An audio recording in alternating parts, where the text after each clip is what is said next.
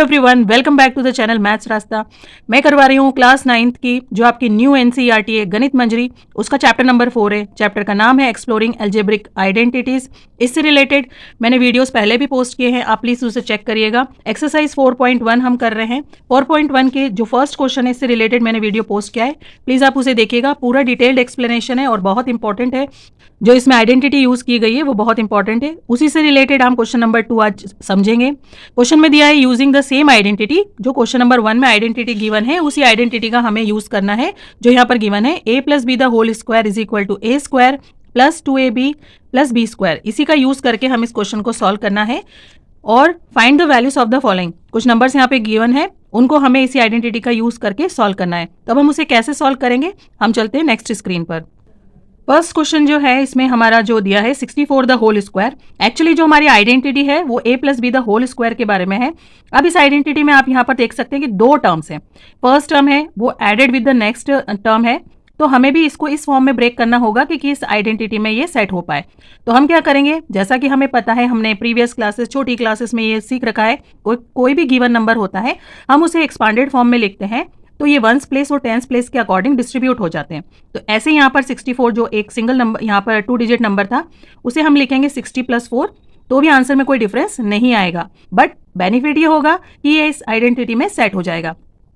यहाँ पर जैसे हम स्प्लिट करते हैं या एक्सपांडेड फॉर्म में करते हैं तो फर्स्ट नंबर जो है 60 ये हमारा ए हो जाएगा और 4 है वो हमारा बी हो जाएगा।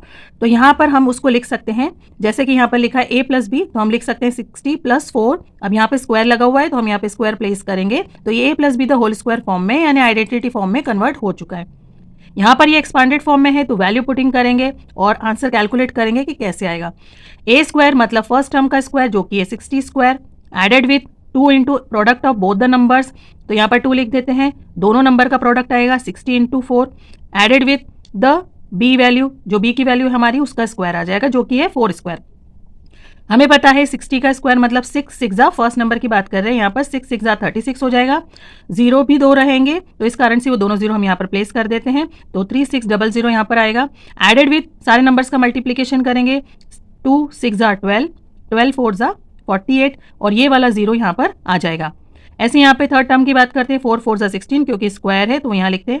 सारे नंबर्स को ऐड करना है और आंसर आएगा 4096। चलते हैं नेक्स्ट क्वेश्चन पर। नेक्स्ट दिया है 105 the whole square. Same form में हम यहाँ पर ये वंस प्लेस है, ये टेंस प्लेस है और 100 प्लेस है, तो यहाँ पर हम इसको स्प्लिट कर सकते हैं यानी एक्सपांडेड फॉर्म में कर सकते हैं 100 प्लस 5। क्योंकि यहाँ पर स्क्वायर है तो हमें क्या करना है 105 द होल स्क्वायर करेंगे तो ये जब ब्रेक हो जाएगा तब भी इस पे स्क्वायर ही रहेगा। यहाँ पर फर्स्ट टर्म जो है हमारी वो 100 है जो कि हम ए कंसीडर करेंगे। नेक्स्ट नंबर है 5 जिससे कि हम बी कंसीडर करेंगे ताकि वो आइडेंटिटी में सेट हो पाए।